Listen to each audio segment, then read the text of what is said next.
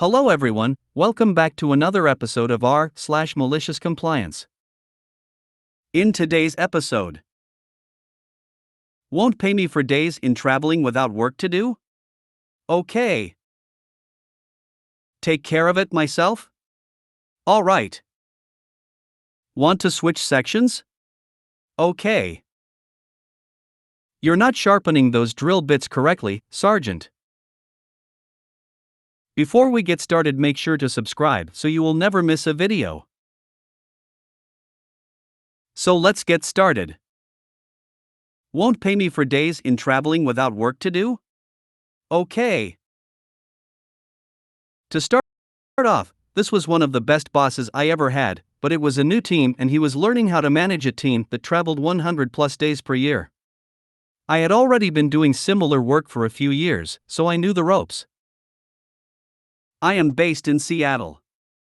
I had 3 events in New York in about an 8-day span. 1 day for each event. I asked my boss if I can stay in New York between events, expense the hotel and bill my 8 hours a day. He said if I'm not working, I can't bill my hours. Okay. Malicious compliance activated. I flew home between each event, billing 12 hours travel time per flight, and each flight was double the price I would have spent on the extra hotel nights. I sent him my expense report and timesheet. Okay. Next time you can stay and bill your 8 hours plus hotel. He never questioned me again. I even got my Hawaii vacation paid for because coincidentally, an event popped up in Hawaii during my vacation that took me half a day to do, and I showed him the numbers of my flight and hotel that I booked months before was way cheaper than sending one of my coworkers. I told him I will work it if he paid for it all, included my friend's hotel, and he said yes. Take care of it myself? Alright. My apartment is not up to code. Most of it I was willing to deal with, but my stairs are falling apart. I brought this to my landlord's attention and they said that there's nothing wrong with the stairs and to keep using them. My wife fell down them because of how unsafe they are, so we again told the landlord and they once again said be careful, the stairs are fine. We explained that they are in fact not safe, so they told us you can deal with it yourself if you want, but we aren't doing it. Those were the magic words. I called the county and told them that my stairs aren't up to code and they got an inspector out here fast. He didn't even look the stairs over that well before saying nothing here is up to code. These whole stairs need to be torn apart and replaced. They're so bad I'm condemning them, so they now only have 15 days to tear down and replace them. I was surprised at that but not upset. I told him there's also stuff inside that isn't up to code. And he wrote all of it down, and in total it's thousands of dollars of repairs required within 15 days. I would have been happy if my landlord had just done minor repairs to the stairs that would have cost a couple $100, but now they have thousands in repairs they legally have to do within 2 weeks. Shouldn't have told me to take care of it myself. Want to switch sections? Okay. A couple of years ago, I was waiting tables at this restaurant in Jersey. This story took place during our slow season and it was pretty competitive between all the servers. Every server wanted the better section and the bigger tables since our overall tips were lower than usual. We didn't pool tips. It got pretty cutthroat at times. I was doing okay financially, so I wasn't as money hungry as everyone else. I personally get time anxiety, so I hate being late to things. So if my shift starts at 5, I'm walking into work at 4:45 to get settled, then clocking in at 5 to get to work. My coworker Kayla, however, had a different attitude. She would walk into work at 5 o'clock on the dot and clock in and then head right to the bathroom to put on her makeup, which took her about 15 minutes. On most days it was slow enough that it wasn't an issue, but it still wasn't right. Call me old-fashioned, but when your shift starts at 5, you should start working at 5 and not apply makeup while on the clock while you have other duties to take care of. I've never had to deal with putting on makeup, but it just seemed to me that she should have taken more time while getting ready to come to work to put it on. I always let it slide because I'm non-confrontational, but it bothered other coworkers, however management never got around to addressing it. One day I walked in at my usual time, and as I clocked in at 5, I saw Kayla clock in as well and scurry off the bathroom. I roll my eyes and walk over to the host station where there are 2 people waiting. The host asked if Kayla was here yet, because she was up for her first table in the rotation. I told her she was getting ready in the bathroom. The host rolled her eyes and went to tell her she was going to get Saturday. We all knew she was putting on her makeup. We weren't going to hassle her if she was on the toilet. I didn't hear the exact back and forth they had, but it took longer than I had expected. The last thing I heard Kayla say was, "Just switch my section, I'll take the next one, I don't care." So the host sauntered back to me with a grin saying, "You're up for this table, want to help me set it up?" I'm confused. Set it up? It's only 2 people? Oh no, it's a party of 14. This is Mr. Moneybags' niece and nephew. The rest of the family is on their way. For context, Mr. Moneybags, not his real name obviously, but it would have been awesome if it was a very wealthy and well-known man in our area. He made his fortune in landscaping and then moved on to real estate. And believe it or not, he was one of the few affluent people in our area that wasn't an entitled. Me and the host set up the table in record time just as the rest of the party arrived. Everyone began to sat down as I greeted everyone, and just as luck would have it, I gave Mr. Moneybags a handshake as I locked eyes with a dolled-up Kayla as she entered the dining room and she realized that she did to herself. The next 2 hours I waited on my 14-top table as Kayla waited on 2 tops. She actually had a table not tip at all, which is awful and I don't condone, but in this particular situation, oh well. And of course she kicked herself again when she looked over at my table's check and saw the fat tip I was getting off my big table. Oh well. Get ready for work before work not at work. You're not sharpening those drill bits correctly, Sergeant. I feel like WW2's chock of military stories is one of those bottomless veins of gold, where you discover more, the more you dig.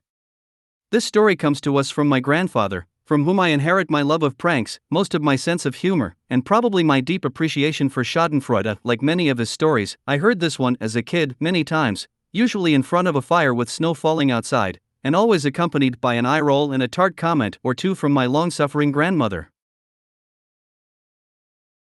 Gramps was a master machinist, going into the war, and he had quite a bit more experience than most people with engines and engineering.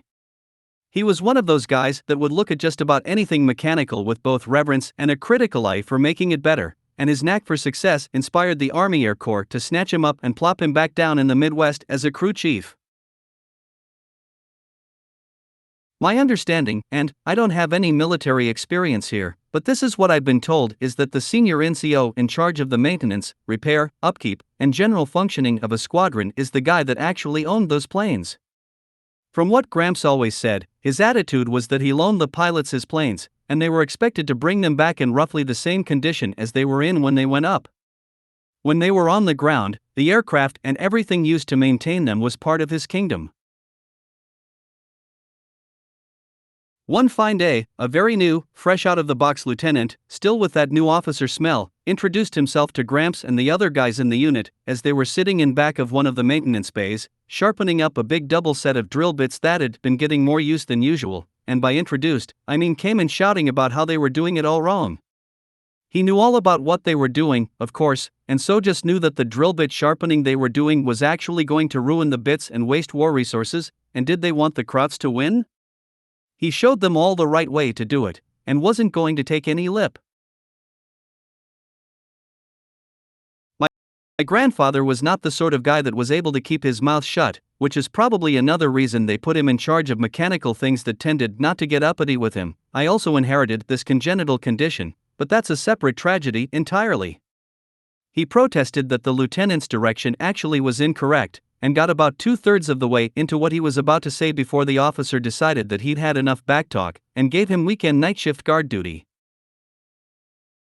Gramps eyeballed him a bit, and would always say at this point in the story that he felt compelled to obey the lieutenant, because he was just so shiny, so he smiled and said, "Yes, sir," shut his mouth, and that was that.